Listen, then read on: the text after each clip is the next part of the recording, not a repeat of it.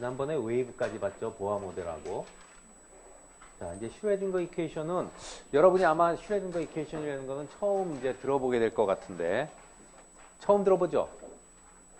슈레딩거는 다른 뭐 보아 모델은 들어봤겠지만 슈레딩거 이퀘이션은 아마 처음 듣는 게 될 거예요.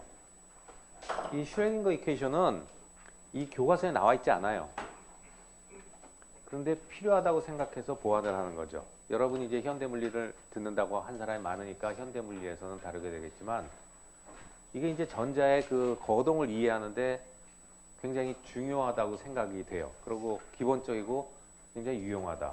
좀 보면 좀 수학이 복잡해 보여서 이게 단순히 여러분이 인식하기에는 이게 복잡한 수학이 아닌가. 이게 우리가 신소재공학과하고 무슨 관계가 있는가 할지도 모르겠지만 이제 슈레딩거 이퀘이션을 배워보면은 저런 뜻이 있구나, 저 안에 저런 유용한 내용이 포함되어 있구나 하는 것을 알게 될 거예요.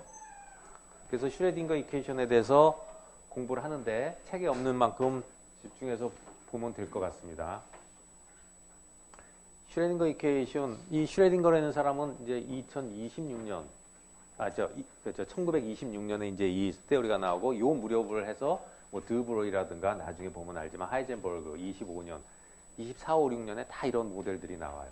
그만큼 이제 19세기 말에서 20세기 초에 궁금했던 것을 푸는 단초가 되는 것들이에요. 그래서 한번 공부를 해보기로 하죠. 뭐에 대한 내용이냐면 이제 이중성에 대한 내용인데 이중성에 대해서는 우리가 이미 이제 지난 시간에 그런 얘기를 좀 시작을 했고요. 여기 파티클을 보면 어떤 파티클, 그러니까 전자도 파티클로 볼 수가 있죠. 클래시컬하게 우리가 토탈 에너지는 키네틱 에너지 플러스 포텐셜 에너지라는 건 여러분이 아실 거고 포텐셜 에너지를 V로 써놨어요. EM분의 P제곱. P가 모멘텀이 mv이기 때문에 저것은 2분의 1 mv제곱이 되겠죠. 그래서 이것은 키네틱 에너지라는 건 운동 에너지 여러분이 알고 있어요. 2분의 1 mv제곱 플러스 포텐셜 에너지가 토탈 에너지다. 이건 당연히 맞는 식이죠. 맞는 식이에요.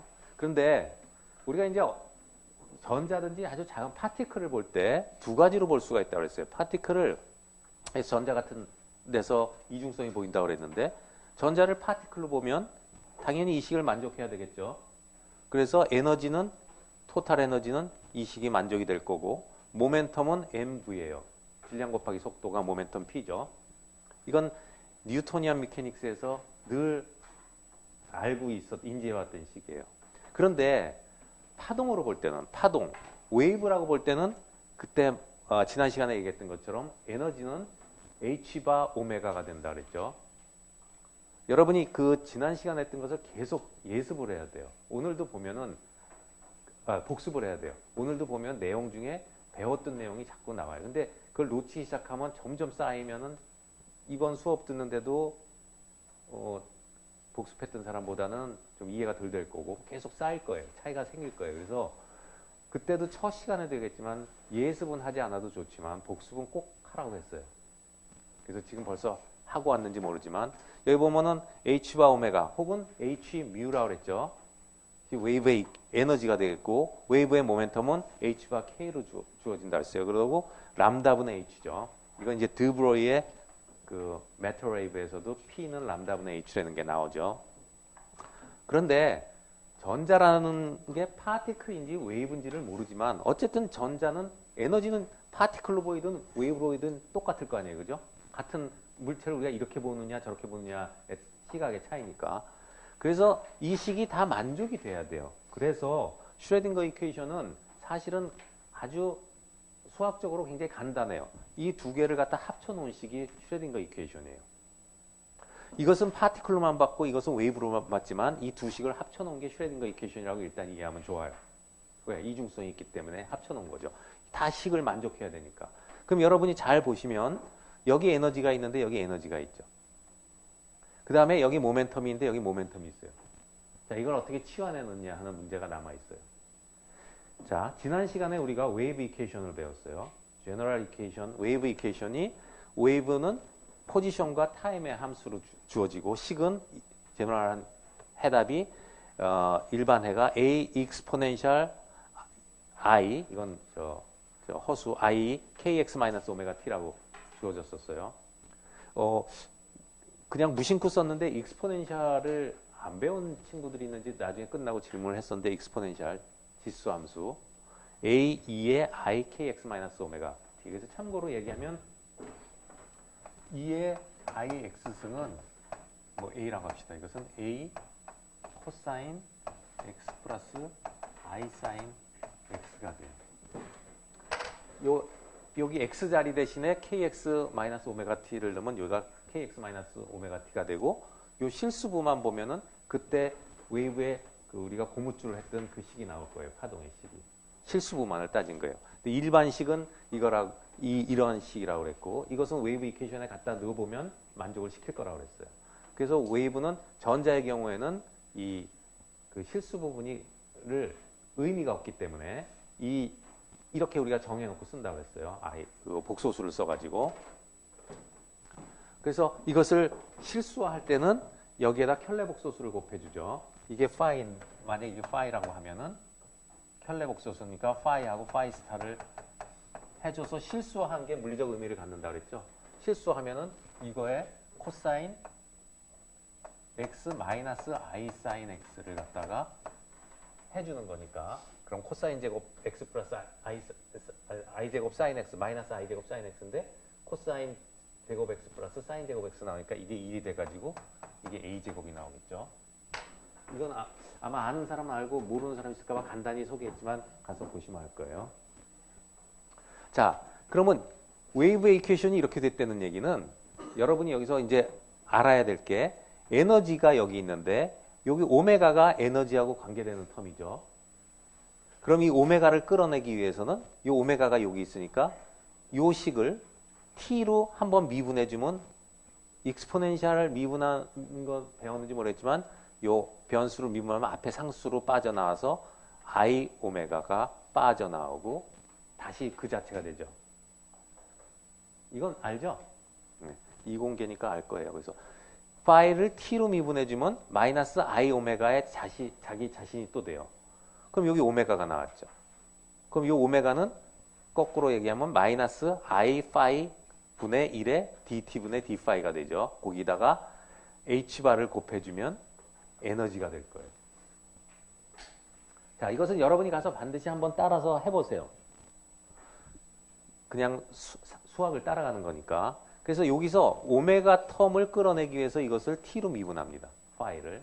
그러면 에너지를 오메가가 나왔기 때문에 h바를 곱해주면 에너지를 이 파동함수로 바꿔줄 수가 있죠. 이거를 여기다 갖다 집어넣는 거예요. 마찬가지로 모멘텀에서는 k가 있는데 이 식에서 k를 뽑아내려면 어떻게 하면 되죠? 이 파이를 뭘로 미분해주면 k가 나와요? x로 미분해주면 나오죠.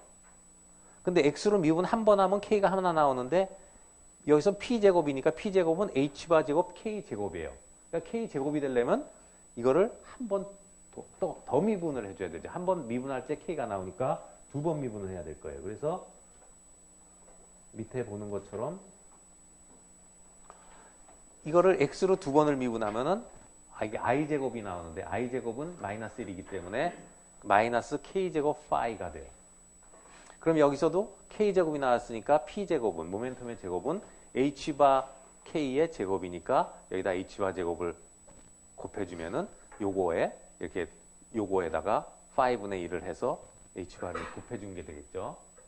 자, 그러면 이제 이렇게 두 가지 p제곱을 우리가 여기 k의 함수로 구해놨고 그 다음에 에너지를 갖다 오메가의 함수로 해서 미분을 했어요. 그래서 아까 이 식에다가 초기 식에다가 파티클의 식에다가 2n분의 1의 p제곱 플러스 v에다가는 에너지라는 데다 이 에너지에다가 요거를 갖다 집어넣고 p제곱에다가 조금 전에 했던 것을 갖다 치환해 놓으면 그게 바로 슈레딩거 이퀘이션이에요. 그게 타임 디펜던트 슈레딩거 이퀘이션의 솔루션이 돼요. 자, 여태까지는 전부 수학적인 것밖에 없어요. 그 프린시플은 이런 거예요. 어떤 아주 파티클은 두 가지 특성이 다 보여줄 수가 있으니까 두 가지 식을 다 만족해야 되죠. 그러니까 파티클로 볼 때 에너지와 모멘텀 식이 있고 웨이브로 보일 때 에너지하고 모멘텀의 식이 있어요. 그거를 섞어서 하나의 식으로 만든 게 슈레딩거 이퀘이션이에요. 그럼 이 이론은 명확하고 단 푸는 방법은 수학적으로 해결하면 되는 거죠. 여기까지는 아직 수학이니까 전혀 의미가 별로 여러분이 의미를 못 느끼고 뭐하러 하나 하는 생각이 들 거예요. 그거를 오늘 이 시간을 통해서 알게 되는 거예요. 자, 그러면 이게 이제 타임 디펜던트 슈레딩거 이퀘이션이라는 것은 이 파이가 x와 시간의 함수이기 때문에 시간에도 따라 바뀌고 포지션에 따라서도 바뀐다는 얘기죠. 그런데 물론 이 타임 디펜던트 슈레딩거 이퀘이션이 유용한 데가 있어요. 그래서 전자가 어떤 궤도에서 다른 궤도로 움직일 때 트랜지션하는 순간에는 이런 타임 디펜던트 슈레딩거 이퀘이션을 가지고 풀어요. 근데 우리가 관심 있는 것은 그런 것보다는 주로 어떤 궤도에 전자가 있을 때 이 전자가 가는 에너지. 그러니까 스테디 스테이트 어떤 서 있을 때의 에너지에 관심이 있는 거죠. 움직이는 것보다는 에너지에 관심이 있어요. 그래서 수소 모델에서도 봤을 때 궤도 1에 있을 때 에너지, 두 번째 궤도에 있을 때 에너지, 세 번째 궤도에 있을 때 에너지, 이런 에너지들이 관심이 있다는 것은 전자가 거기에 머물러 있는 거거든요.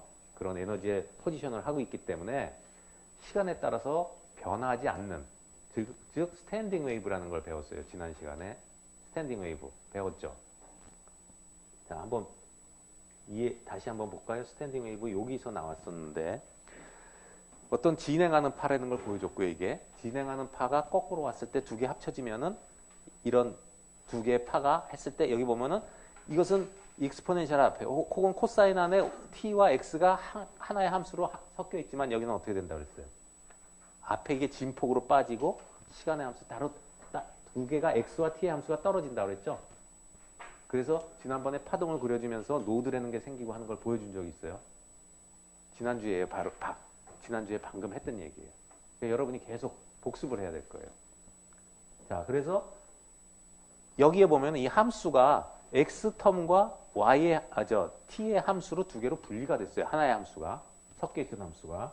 이게 그래서 여기서 우리가 마찬가지로 똑같은 그 일을 합니다. 그래서 큰 파이가 x와 t의 함수인데 이것을 x만의 함수와 t만의 함수의 곱으로 이렇게 분리를 해내는 거죠.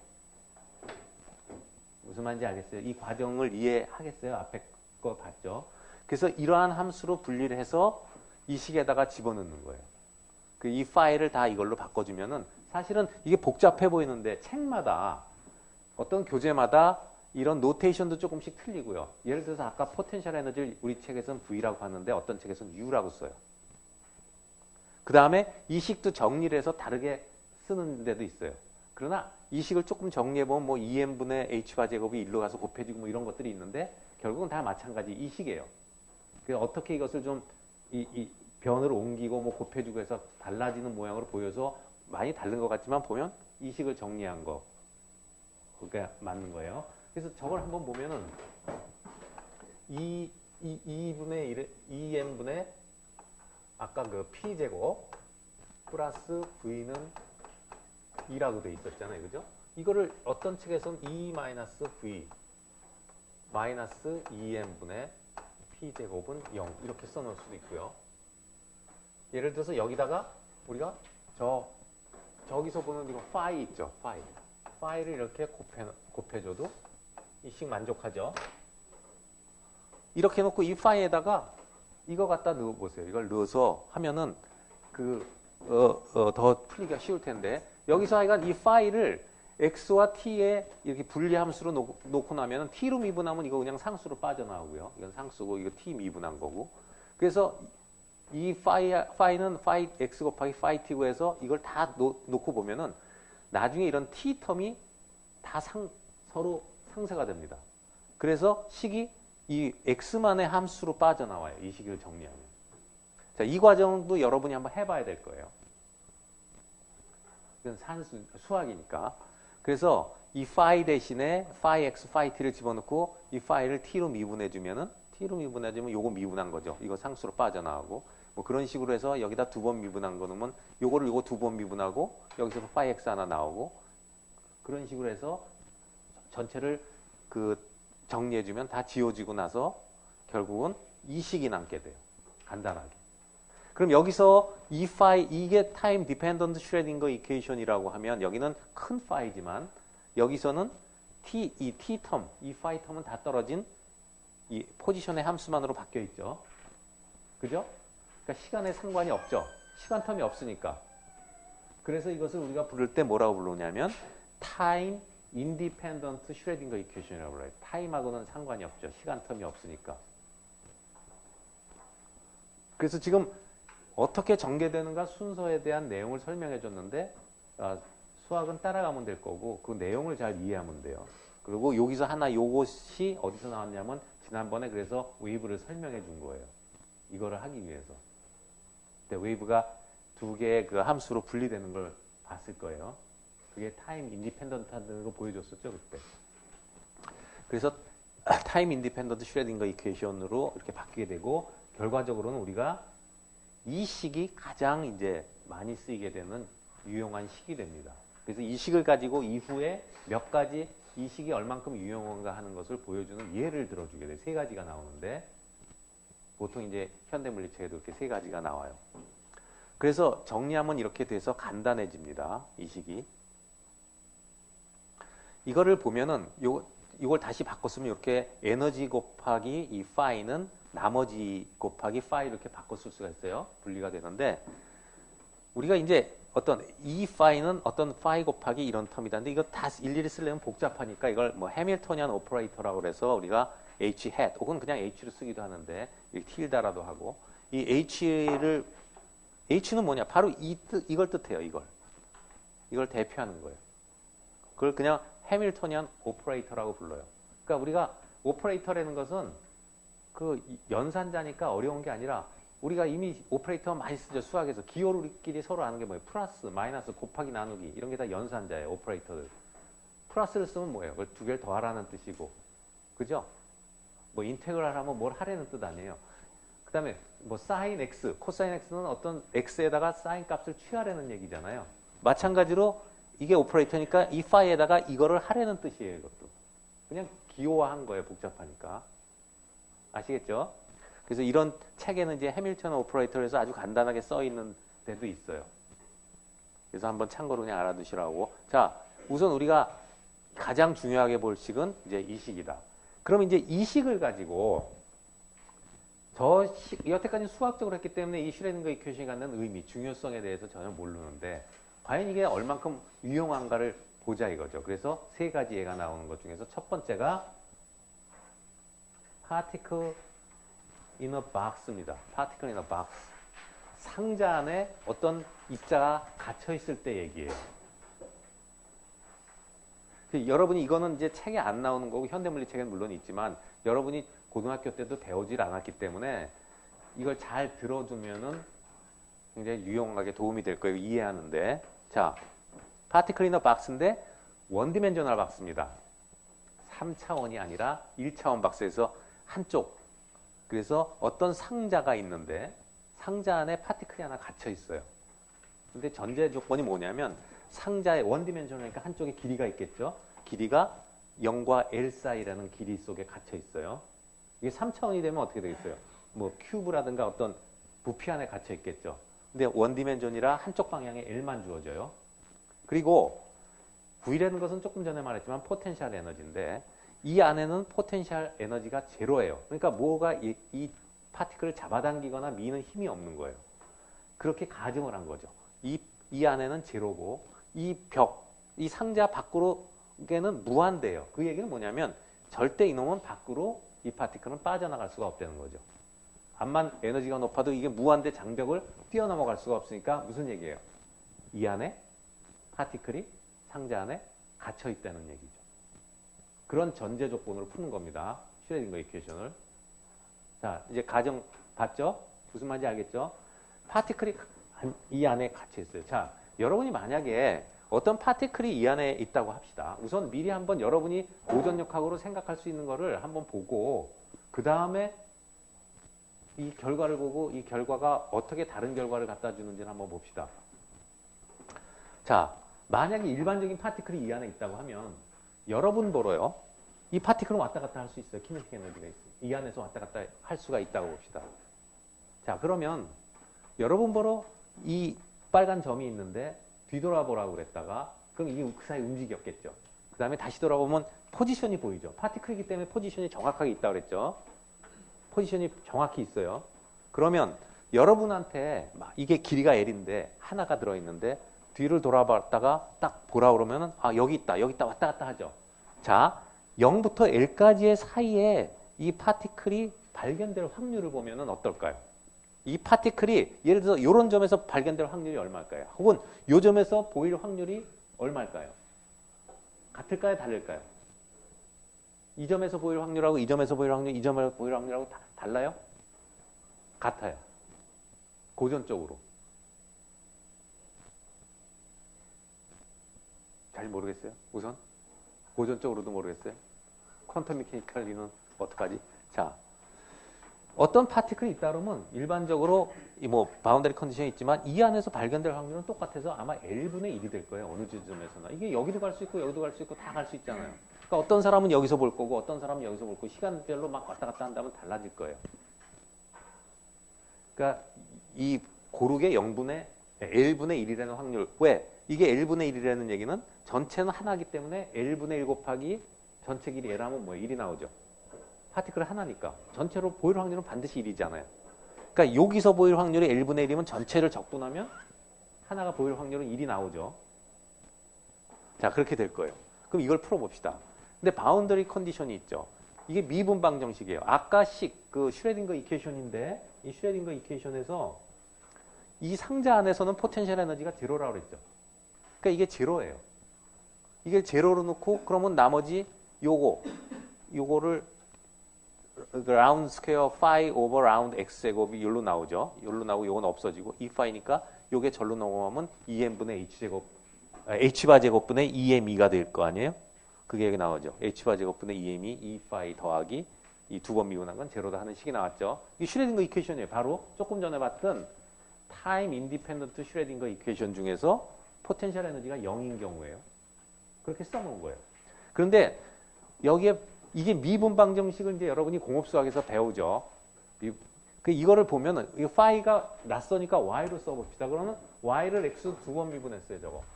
y를 x로 두 번 미분했어요. 뭐 이렇게 쓰기도 하죠. 두 번 미분한 거. 혹은 y 이렇게 쓰기도 하고요. 마찬가지인데 두 번 미분한 거는 더하기 여기 h바 제곱분의 2m 2y는 0이다.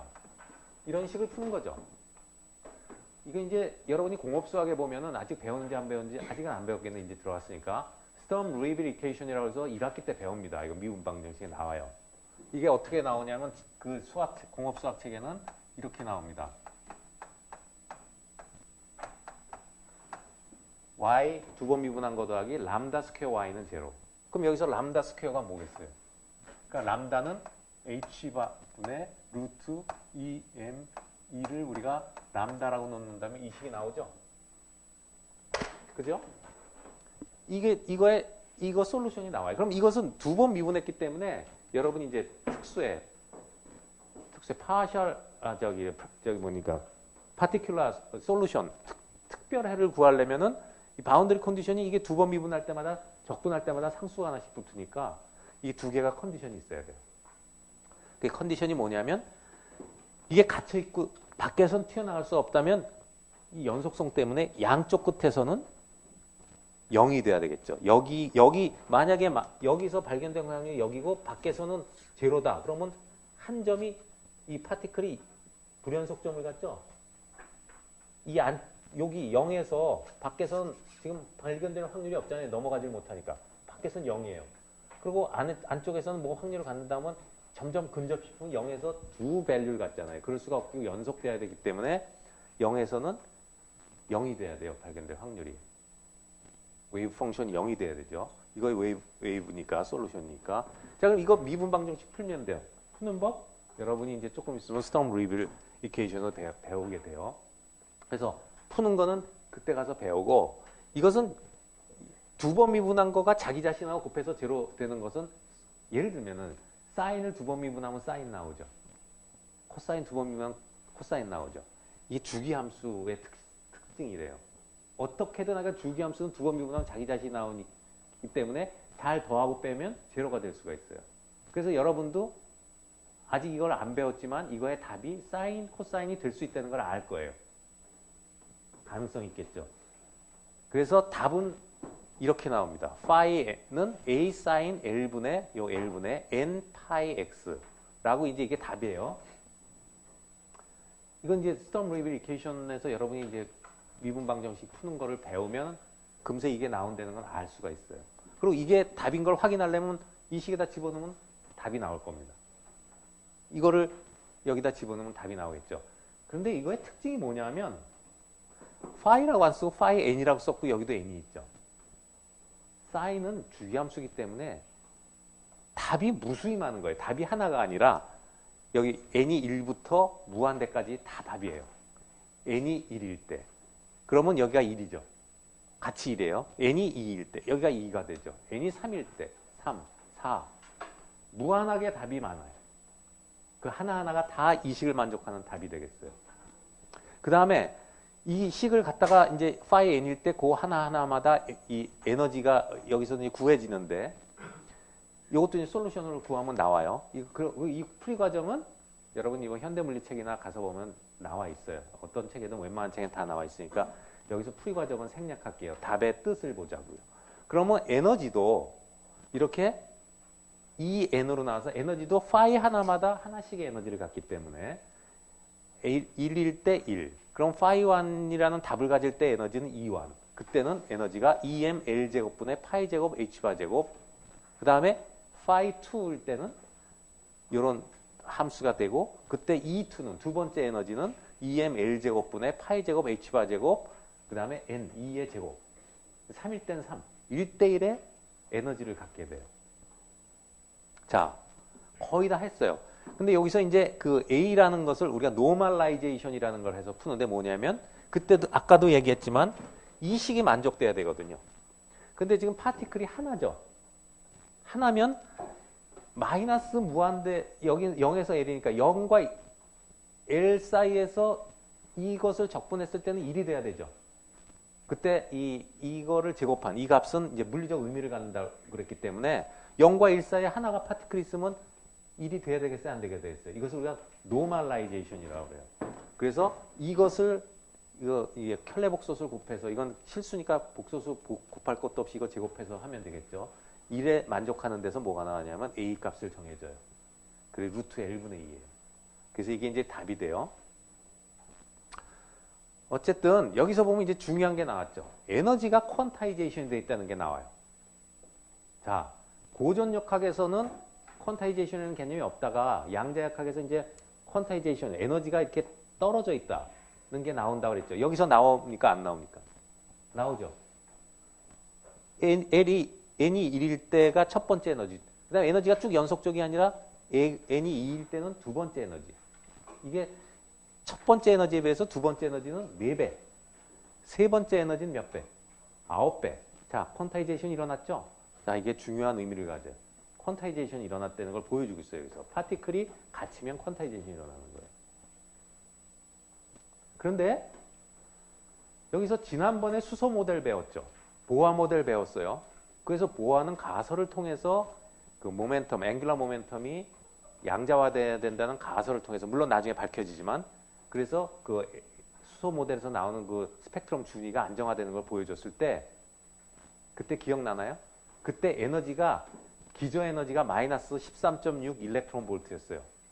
두 번째 에너지, 세 번째 에너지가 n에 따라서 함수였죠. 그때 두 번째 에너지가 13.6에 어떤 관계가 있었어요? n과 에너지의 관계가 어땠어요, 그때? 이거하고 같아요, 틀려요? 같아요, 틀려요? 같아요? 틀려요. 그때는 n 제곱분의 1이에요. 여기선 뭐예요? 간격이 생기는 건 똑같이 보여주는데 그때는 n 제곱분의 1이었죠. 그래서 첫 번째가 13.6 일렉트론 볼트고 두 번째가 그거의 4분의 1. 그 다음에 9분의 1. 그랬죠? 그래서 위로 갈수록 에너지가 간격이 줄어든다고 했어요? 안 했어요? 했죠? 여기는 어때요? 거꾸로죠. n 제곱의 비례 하잖아요. 간격이 나온 건 같은데 어떤 시스템이냐에 따라 가지고 퀀타이제이션이 일어나는데 그 간격이 주는 함수는 틀려요. 조금 이따 보면 또 틀린 게 나와요.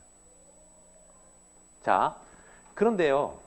여기서 하나 이제 또 재밌는 거를 하나 보고 가면은 요걸 한번 일단 본 다음에 이 솔루션을 그럼 phi 1부터 그려볼까요? 이게 이제 phi 1부터 phi 2, phi 3에서 무한대까지 그리면 계속 그릴 수가 있겠죠. 이게 솔루션을 그려놓은 거예요. 여기서 보면 어때요? 이게 상자 0과 L 사이에 갇혀 있는데 이 바깥에서 0이니까 여기선 아까 바운더리 컨디션을 만족해야 됐기 때문에 끝에선 다 0이 되는 거 맞죠? 그러면 phi 1은 답이 그려보면 이렇게 돼요. n이 1일 때, 2일 때, 3일 때를 그리면 이런 모양이 나와요. 그럼 여러분이 이걸 봐서 4일 때는 어떻게 된다, 5일 때는 어떻게 된다 알 수 있겠죠? 자, 그러면 여기서 이런 데가 이제 노드라고 하는데요. 노드. 여기는 0이에요. 그 다음에 이것은 물리적 의미가 없는 함수고 우리가 이걸 물리적 의미를 부여하기 위해서는 이걸 제곱해야 되죠. 실수해. 이건 당연히 실수니까 그냥 제곱하면 되는데 그래서 실수하면 여기 나오죠. 이걸 제곱한 거예요. 제곱하면 이 모양이 나오죠. 이제 다 마이너스 쪽이 없어지고 다 플러스 쪽으로 바뀌었죠. 그래요? 그러면 여기서 뭘 합니까? 이제 이 면적, 이걸 다 적분하면 뭐가 되겠어요? 1이 되겠죠. 하나가 있으니까. 이거 발견될 확률이에요. 다. 그러면 이거를 다 적분하면 또 1이 되겠고 이걸 다 적분하면 1이 되겠고 자, 근데 아까하고 좀 다르죠. 아까 우리가 클래시컬하게 여러분한테 그래서 화두를 던졌었어요. 만약에 이 파티클을 클래시컬하게 봤을 때 뒤를 돌아봤다가 봐라 어디서 발견될 거냐 했을 때 고르게 발견될 거다. 혹은 어떤 사람은 그냥 직감적으로 가운데서 발견될 확률이 클 거다 이런 생각을 할 거예요. 그런데 퀀텀 메케닉스에서는 답을 어떻게 주고 있나요? 예를 들어서 두 번째 에너지 같은 경우에는 가운데서 발견될 확률이 얼마죠? 제로예요. 퀀텀 메케닉스 쪽으로는 아까 클래시컬하고는 맞아 들어가지가 않죠. 자, 그런데 이제 여러분이 보면은 이렇게 안 보이는 데가 이제 이게 n이 1일 때는 안 보이는 데가 없죠. 노드가 없다가 끝에 빼고 가운데 둘 때는 노드가 n-1개만큼 생기죠. 노드라는 데가. 자, 이게 4, 5, 6, 7, 8 계속 에너지가 이제 커지는 거죠. 위로 갈수록. 에너지가 커지면 나중에 이게 어떤 모양이 될까요? 막 이렇게 찌글찌글 하게 되겠죠. 그러면 발견될 확률이 어떻게 될까요? 거의 고르게 되겠죠. 클래시컬하고 같아지는 거 아니겠어요? 그죠? 그때 뭐라 그랬어요? 에너지가 퀀텀 메케닉스는 아주 에너지가 작을 때라든가 사이즈가 작을 때 나타나는 현상이고 에너지가 커지거나 높아지면은 사이즈가 커지면 클래시컬하게 볼 수 있는 거랑 매칭이 된다고 그랬죠. 코레스폰던시가 있다고 그랬어요. 자, 여기서도 보이죠. 또 하나 있어요. 만약에 여러분이 사이즈가 있는데 여기 보면 이게 상자의 사이즈잖아요. 그게 분모의 L제곱으로 들어가 있죠. 이 사이즈가 작아지면 작아질수록 어때요? 똑같은 식인데 웨이브는 다 식근 같지만 사이즈가 작아질수록 에너지의 간격이 어때요? 커지죠. 만약에 이게 굉장히 크다. 굉장히 크다 그러면 물론 4배 막 이렇게 되지만 여러분이 크다고 보면은요. 상자가 크다고 보면은 결국은 뭐 나중에 이제 이런 걸 계산도 실제적으로 이걸 계산을 해볼 수가 있는데 이게 뭐 앵스트롱 사이즈 같은 데다가 해볼 때 하고 이 크기 이게 왜 그러면 다 상수잖아요. H바 상수죠. 플랭크 상수, 전자의 질량 이게 다 값 아는 거죠. L만 모르잖아요. 근데 우리가 막 옹스트롱 단위로 사이즈를 한 거하고 뭐 1cm라든가 뭐 10cm 이렇게 해보면 이 에너지 간격 차이가 거의 없습니다. 커지면. 그러니까 퀀타이제이션 이펙트가 큰 데서는 안 보여요. 있는 거죠. 하지만 붙어 있는 것처럼 보이죠. 에너지가 워낙 간격이 작아져가지고. 지난번에도 얘기했지만 퀀텀 메케닉스의 위력은 그런 거예요. 사이즈가 작아졌을 때 나타난다는 거죠. 이런 양자역학이. 그래서 양자역학은 고전역학하고 위배되는 게 아니고요. 뉴토니안 메케닉스가 해결하지 못하는 부분을 보완해 주는 거예요. 알겠죠? 뉴토니안 메케닉스는 이렇게 작은 부분이 안 보여요. 그게 보완이 되는 겁니다. 근데 점점 이제 그 학문이 발전하고 하면서 우리는 자꾸 이런 미시적인 세계에서 새로운 특성들이 나타나요. 근데 그런 데 관심이 있다 보니까 당연히 이걸 공부를 해야 되는 거죠. 그리고 그것에 가장 중요한 게 우리가 보는 파티클 중에 중요한 게 전자예요. 근데 전자가 여기 속하거든요. 사이즈나 디멘전이나 이런 걸 볼 때. 그래서 이걸 공부하는 거예요. 그러면 지금까지도요. 이 슈레딩거 이퀘이션으로 파티클 이너 박스를 보여드렸는데 이게 지금 예를 들어서 아주 간단하게 하나만 더 여러분의 조금 생각할 수 있는 머리를 자꾸 좀 발전시키나 개발시키기 위해서 한번 봅시다. 지금 원디멘셔널 박스에서 저랬잖아요. 이걸 연장해보면요. 3디멘셔널 박스에서는 어떻게 되겠나? 정육면체 주사위를 한번 생각해 봅시다. 주사위 속에 저런 입자가 갇혀 있어요. 자, 길이가 다 L인 주사위 속에 갇혀 있어요. 여러분이 머리를 한번 키워보세요. 자, 그러면 어떻게 되나 보면 지금 우리가 공부한 건 요 안에 갇혀 있는 것만 공부했죠. 근데 이제 상자 안에 정육면체 주사위 안에 갇혀 있으면 어떻게 될까요? 못 빠져나온다 하면 이쪽 이 X축만 보면 보통 이렇게 코디네이트 했을 때는 이쪽을 XYZ라고 쓰는데 X축만 보면은 첫 번째 솔루션이 요게 답이었죠. 맞아요? 그런데 이걸 잊어버리고 만약에 이쪽 원디멘션으로 보면은 거기서도 1번 답은 뭐겠어요? 1번 답은 이게 나올 거 아니에요. 맞죠? 그 다음에 이쪽 Z축으로 해도 1번 답은 이렇게 그려야 되나? 뭐 이렇게 나오겠죠. 똑같이 나오겠죠. 그러면 지금 이게 phi x 1번 그 다음에 저게 이쪽 답이 phi y의 1번 저쪽 답이 phi z의 1번 이렇게 나올 거 아니에요.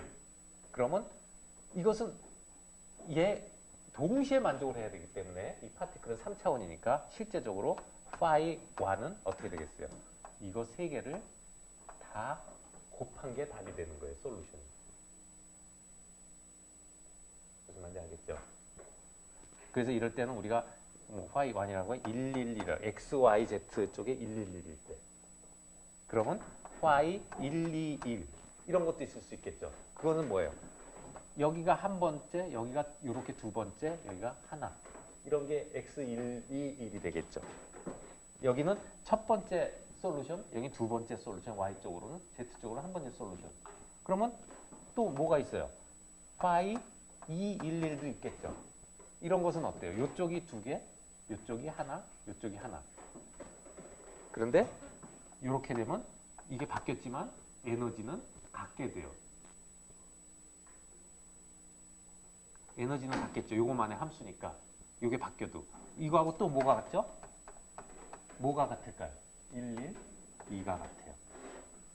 이렇게 에너지가 같지만 이거를 제곱을 해서 모양을 보면은 실제로 전자가 위치하는 위치 같은 걸 보면 이쪽에 두 개가 있을 때하고 이쪽에 두 개가 있을 때하고 모양이 다르죠.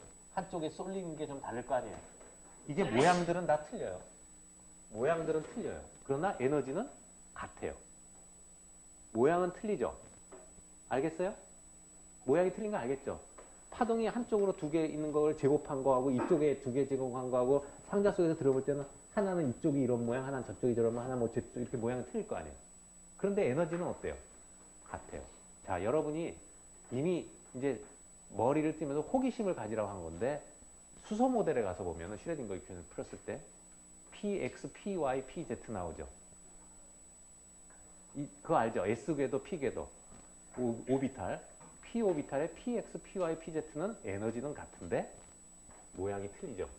R형 모양이 X축으로 나오고 Y축으로 나오고 Z축으로 나오죠. 이런 거하고 같은 거예요.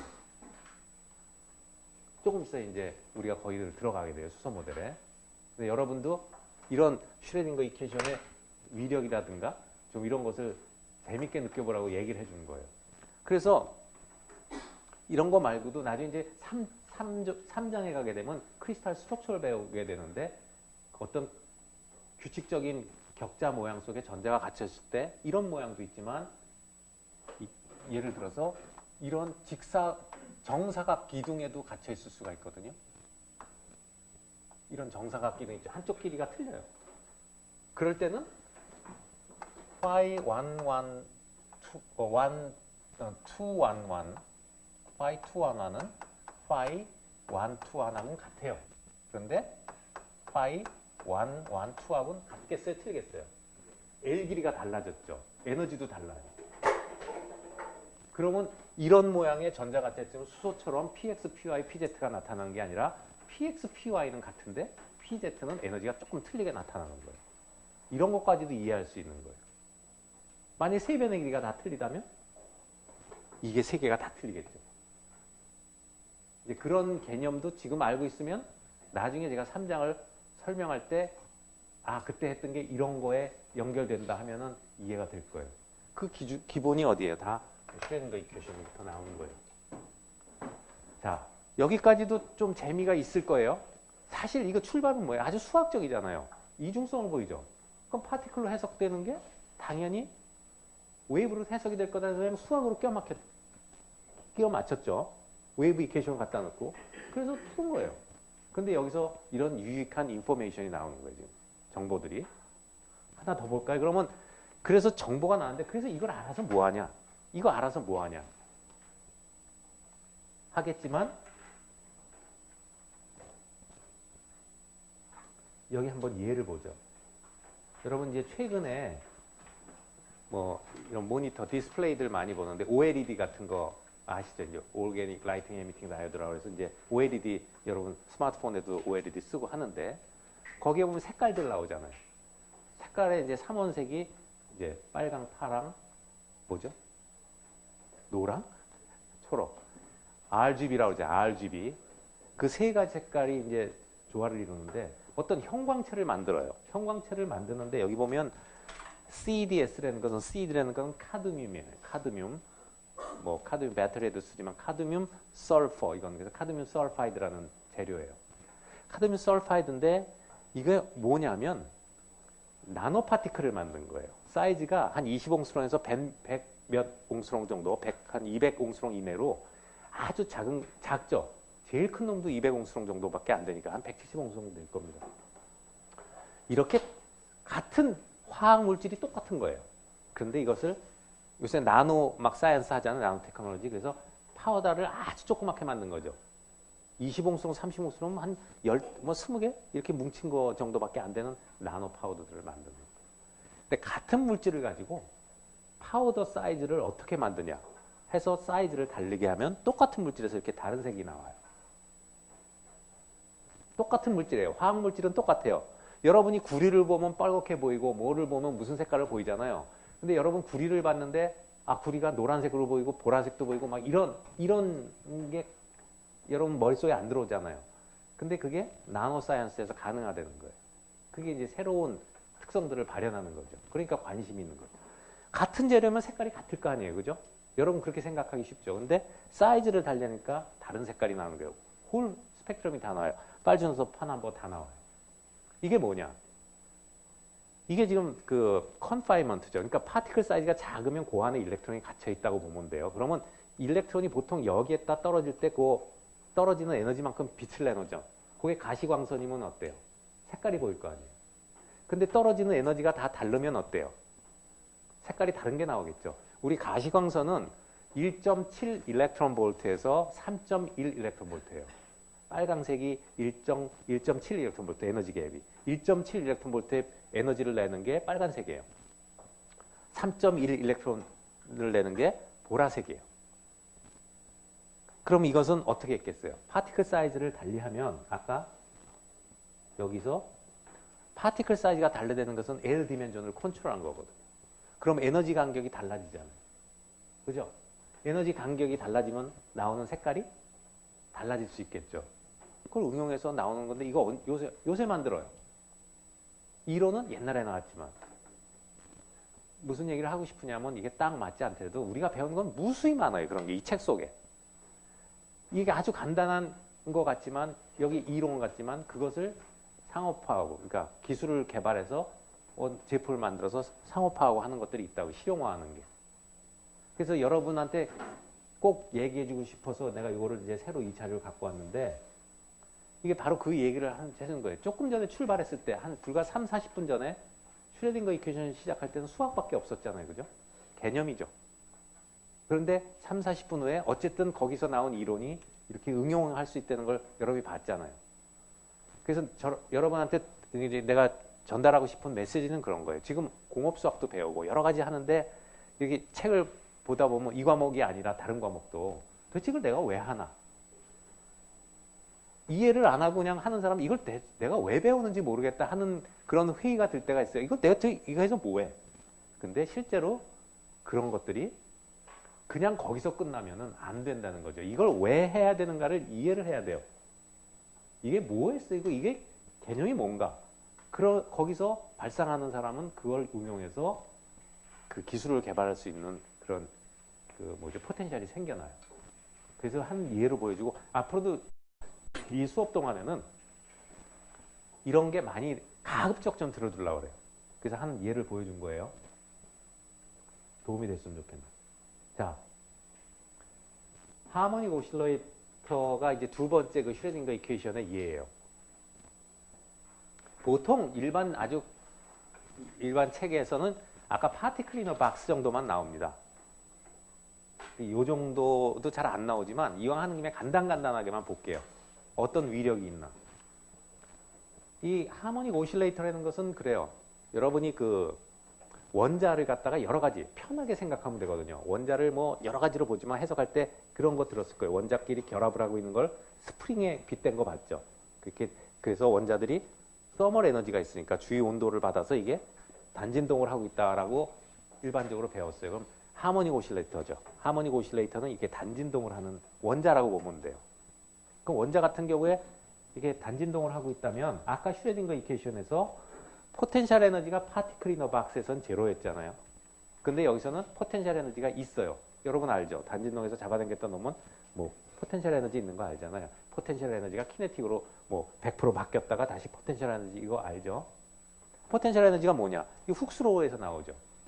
스프링에서는 포스는 스프링 컨스탄트 곱하기 변이잖아요. 그죠? 복원력.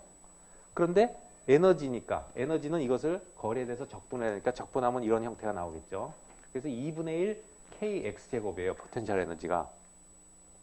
그래서 포텐셜 에너지를 제로로 할 수가 없기 때문에 여기 슈레딩거 이퀘이션 아까 타임 인디펜던트 슈레딩거 이퀘이션에다가 아까는 우리가 파티클 이너 박스를 풀 때는 요거를 제로로 놓고 풀었죠. 근데 포텐셜 에너지가 하모닉 오실레이터는 있단 말이에요. 그죠? 복원력이 있으니까. 그래서 이걸 집어넣고 풀어요. 자, 그러면 요게 하나 들어가서 조금 달라진 것 같지만 이걸 어떻게 푸냐? 굉장히 복잡해요. 그럼 우리가 풀 필요 없어요. 아까 그 파티클 이너 박스는 간단하고 우리가 공업수학에서 배우는 바로 스톰 리빌 이퀘이션의 솔루션이기 때문에 많은 책에 나오는 거예요.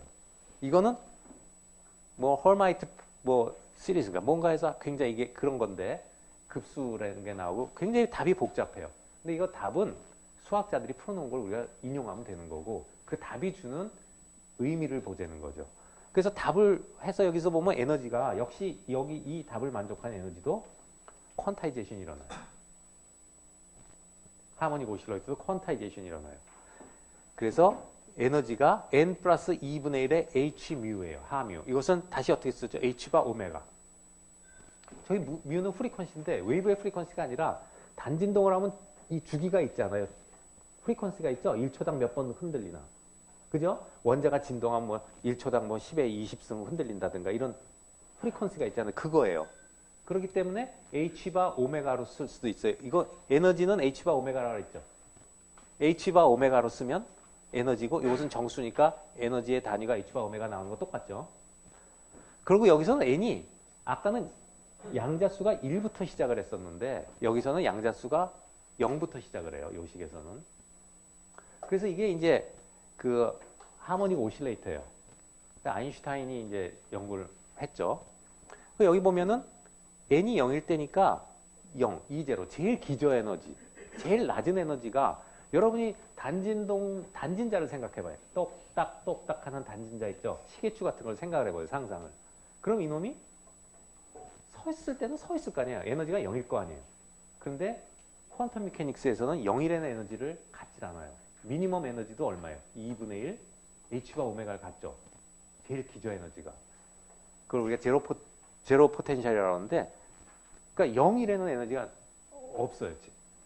2분의 1 h가부터 출발해요. 그 다음에 양자수가 있기 때문에 조금 전에 에너지 간격이 파티클 이너 박스에서는 n 제곱에 비례했잖아요. 여기서는 뭐에 비례하죠? n에 비례하죠. 그 다음에 수소 모델에서는 어땠어요? n 제곱분의 1에 비례하죠. 이게 다 틀려요. 그래서 여기 보면은 이 간격이 뭐예요? h바 오메가만큼의 간격을 갖고 있어요. 단진동하는 에너지를 보면 단진자를 보면 에너지가 여기가 이제 2분의 1 h 뮤에서부터 등간격으로 에너지가 있다는 거죠. 이런데 에너지는 가질 수가 없어요. 그러니까 단진자가 에너지를 갖는 것은 여기서 여기 이런 데만 가질 수 있어요. 근데 여러분이 이제 그냥 보면 굉장히 이상해요, 이거. 여기 식이 넘어갔는데요. 이걸 이제 그림으로 이제 저 이퀘이션을 보면 답을 보면 phi 제로가 이렇고요. 이건 바운더리 컨디션이 없어요. 이 식을 풀 때 phi 1, phi 2 해서 결과적으로 이것도 물리적 의미를 갖는 것은 제곱한 형태가 되겠죠. 제곱한 형태가 돼요. 이것도 놓고 보면 되게 이상한 게 이런 점에서는 단진자가 발견될 확률이 떨어져요. 없어요. 또 어떤 점에서만 잘 보이죠.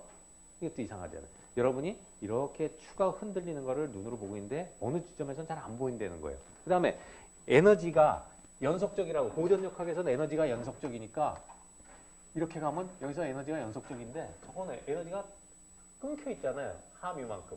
그러니까 이런 못 갖는 에너지가 있어요. 그러니까 춘향이가 그네를 타는데 이렇게 타는 게 아니라 춘향이가 그네를 타는데 이건 귀신이죠. 탁탁탁탁 타는 거예요. 양자역학으로 보면 에너지가 퀀타이제이션이 일어났어요. 연속적이 아니에요. 여러분 이게 토탈 에너지는 일정하잖아요. 그래서 키네틱 에너지 플러스 포텐셜 에너지라고 해서 제일 위에 갔을 때는 포텐셜 에너지만 있고 밑에서 키네틱 토탈 에너지가 바뀐다고 배웠잖아요. 근데 지금 저 에너지가 이게 이 에너지가 연속적이 아니잖아요. 이게 그 얘기는 가질 수 있는 데가 이렇게 정해져 있어요. 그러니까 춘향이가 그네를 툭툭툭툭 타는 거죠. 그걸 이몽룡이 좋아하고 있어요. 굉장히 섬찟한 얘기인데. 그런데 여기서도 보면은요. 양자수가 올라가면은 이 궤적이 어떻게 돼요? 그네 타는 모양이 나오죠. 코레스폰던스가 있죠. 다 보여주고 있어요. 그런 거예요. 그러니까 이런 것들이 양자역학에 나오는 거예요. 그래서 나중에 이런 것도 이해할 때 이제 17장 열적 특성에 가면은 이제 포논이라는 게 나와요. 포논이라는 게 바로 뭐냐면 재료가 왜 열을 전달하고 하느냐 할 때 보면 재료의 원자들의 바이브레이션이 커지는 거거든요. 그래서 이 열 에너지가 포논의 형태로 전달이 되는 거예요. 근데 이제 포논을 이해하면 포논은 바이브레이션이니까 바로 이거거든요. 이거의 에너지가 열이 들어가면 이거의 에너지가 올라가는 거예요. 이제 그런 개념으로 설명이 되면 이해가 돼요. 어쨌든 여러분은 이제 현대 물리에서 이런 걸 다루게 될 테니까 여기서는 그냥 이런 맛만 보고 가는 거예요. 전자를 이해하기 위해서 하는 겁니다.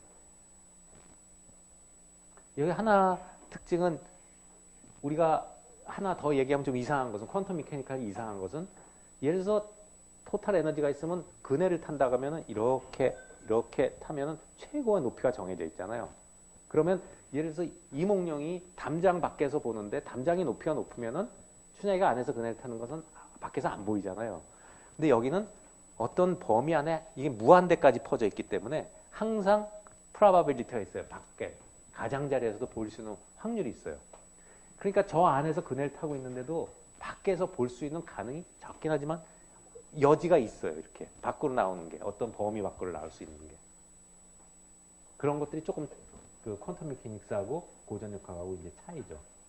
실제로 이제 저런 현상들을 보는 것들이 있고요. 나중에 보면 터널링 같은 것도 그런 거랑 비슷하게 나오는데 그 다음에 이제 마지막으로 슈레딩거 이퀘이션으로 보여주는 게 하이드로젠 애텀입니다. 수소 원자. 그래서 파티클 인 어 박스, 그 다음에 하모닉 오실레이터, 그 다음에 하이드로젠 애텀 이렇게 세 가지가 이제 그 슈레딩거 타임 인디펜던트 가지고 보여주는 예들인데 보통 아까 말한 대로 일반적인 책은 그냥 파티클 인 어 박스 정도에서 끝나요. 수학적으로 간단하기 때문에. 이것도 복잡해요. 풀 수는 있는데. 근데 하이드로젠 애텀은 하이드로젠 애텀에 포텐셜 에너지가 있을까요? 없을까요? 수소 원자에 전자가 있는 걸 전자를 해석하는 거잖아요. 포텐셜 에너지? 있죠. 어떤 에너지예요? 원자 핵과 전자가 서로 당기는 정전기력이 있잖아요. 그게 포텐셜 에너지죠.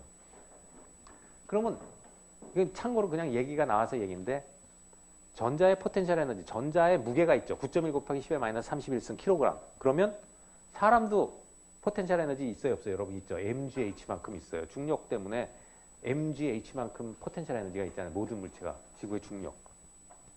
그럼 전자도 어떤 뭐 우리가 보는 전자가 뭐 이 지구상에서 뭘 하든 중력이 있으니까 mgh 있을 거 아니에요. 근데 여기 mgh가 들어가야 되는데 왜 뺐냐? 왜 뺐을까요? 그렇죠. 상대적으로 워낙 작기 때문에 무시해버리는 거예요. 그렇지만 정전기력은 그거에 비해서 훨씬 크다고요. 그래서 정전기력은 지난번에도 봤죠, 우리가. 보아 모델 할 때 봤어요. 4파이 입실론 제로 R 제곱분의 2제곱이 이제 정전기력인데 그건 포스를 적분하니까 여긴 에너지로 들어가야 되니까 R 제곱분의 1을 적분하면 R분의 1 형태가 나오죠. 항상 잊지 마세요. R분의 1 형태로 나오면 에너지고 R 제곱분의 1 형태로 나오면 포스예요. 정전기력에서. 그래서 이게 R분의 1로 나온 거예요. 이게 바로 수소 핵과 전자 사이의 정전기력이에요. 자, 그러면 슈레딩거 이퀘이션이 그대로 넣은 건데 여기만 바뀌었죠. 왜? 어차피 수소는 3차원이에요. 그러면 1차원 아까 그 슈레딩거 그 자체가 1차원만 한 건데 그걸 3차원으로 전개하면 이렇게 되거든요. 아까 그 식 가서 보세요. 그러면 똑같은 식입니다. 이거 아까 식이랑. 자, 이게 슈레딩거 타임 인디펜던트 이퀘이션이라는 건 알겠죠? 여러분이 아까 거기다 가서 넣으면 이거 되는 건 알아요. 그러면 수소 모델은 수소에 있는 모델은 바로 이걸 풀면 돼요. 슈레딩거 이퀘이션. 그런데 여기서 이제 또 복잡해지죠. 여러분도 X, Y, Z는 이렇게 직각좌표계인데 여러분이 수소는 어떻게 생겼어요? 구형으로 생긴 걸 갖다 직각좌표계로 푸는 건 좀 무리가 있죠. 그래서 구좌표계로 바꿔주는 거예요. 그래서 좌표를 바꿔주는 작업을 해요. 그 매핑이라고 그러죠. 좌표 전환. 그래서 좌표를 바꾸려면 구는 그때도 잠깐 얘기했는데 구는 역시 3차원이기 때문에 코오디네이트 3개가 필요해요. 구좌표계도. 반경, R. 그 다음에 각도인데요. 이 어떻게 반경과 한 각도만 알면 돼. 각도가 어떤 각도냐? XY 평면으로 투영한 각도하고 G축과 만드는 이 천축과의 각도. 그게 각도가 2개가 필요해요. 그 다음에 반경. 이러면 모든 공간을 표현할 수가 있어요. 그래서 X, Y, G 코오디네이트하고 그 파이, 세타, 세타, 이 피 어디 있죠? 세타, 피, 그 다음에 그 R. 요 3개 간에는 관계가 있어요. 그것은 매핑에서 수학에 나오고요. 그래서 바꿔놓는 거, 뭐 이런 과정은 또 풀이 과정은 여러분이 보고 싶으면 책을 보세요. 거기도 여러분이 다 따라갈 수는 없을 거예요. 그러나 이거보단 자세히 이렇게 푸는구나 하는 과정을 알 수 있을 정도는 될 거예요. 그러면 여기서 보면은 이 파일을 아까처럼요. 이 파일을 이 R, 세타, 이 피의 함수인데 이 3개를 갖다가 아까 왜 타임 인디펜더에서 3개로 나눴던 것처럼 이거는 변수가 다 들어있는 함수인데 이거를 각각 나눈 겁니다. 그래서 이것은 R만의 함수, 세타만의 함수, 파이만의 함수의 곱이라고 이걸 가정을 해요. 자, 수학에서 풀 때는 그런 게 많아요. 가정을 해놓고 풀고 이게 맞다. 맞으면 답이죠. 그래서 이건 푸는 방법이니까 수학자들이 푸는 방법이니까 이렇게 미리 가정을 하고 해서 요 R만의 함수, 세타만의 함수, P만의 함수를 이게 분리가 된다고 가정하고 풀어요. 수소 모델을. 그랬는데 그게 답이 된다. 맞는다. 그러니까 이것이 가정이 틀리지 않았다. 이런 식이거든요. 그래서 가정을 해서 이렇게 해서 풉니다. 풀면은 역시 수소 모델의 이제 에너지가 이렇게 퀀타이제이션이 일어난 게 나오고 32 파이 제곱 입실론 제로 제곱 H바 제곱 M2 4승분의 N 제곱분의 1 해서 여기 보아 모델에서 봤던 N 제곱분의 1이 나오네요. 그죠? 나오죠? N 제곱분의 1이 나오죠?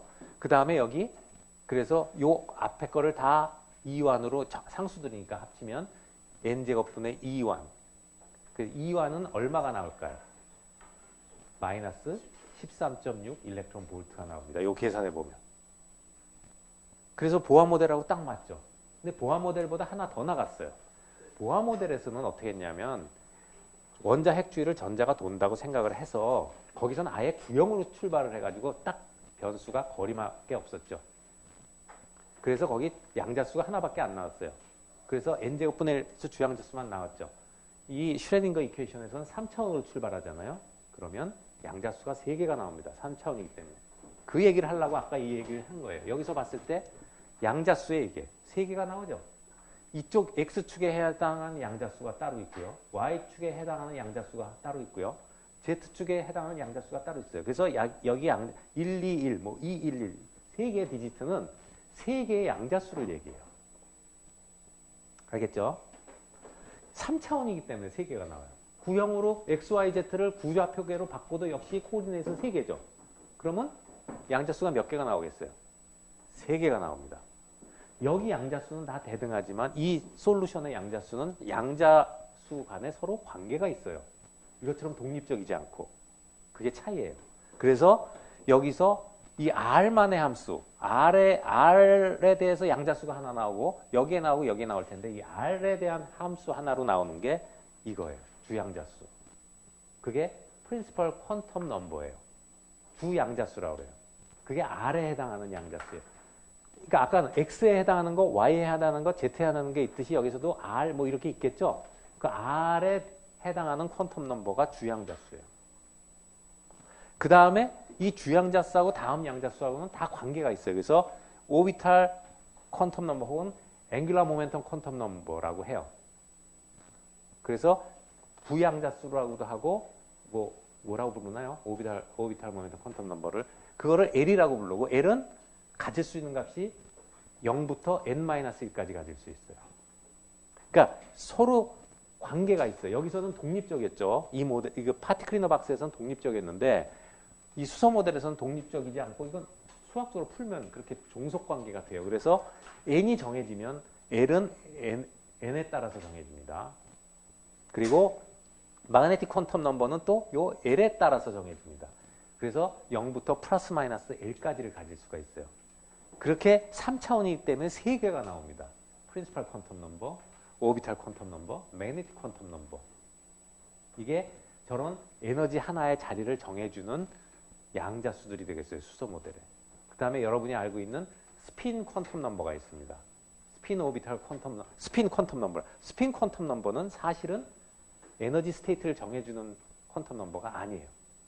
그래서 실제로 에너지 스테이트를 지정해 주는 것은 딱 요 3개입니다. 3차원이기 때문에 3개가 맞아요. 그 하나 에너지 스테이트에 스핀이 업으로 들어가고 2개까지 들어가거든요. 파울리 그러니까 2개 들어가죠. 한 궤도에. 한 에너지 스테이트를 정해 주는 것까지는 여기고 스핀은 위로 들어가고 아래 들어가는 것 2개를 그 에너지에 들어가는 걸 지정해 주는 거지 그 에너지를 지정해 주는 퀀텀 넘버가 아니에요. 이것들 다 3가지는 에너지를 지정해주는 퀀텀 넘버. 그래서 에너지를 지정해주는 퀀텀 넘버는 여기 3가지가 되겠어요.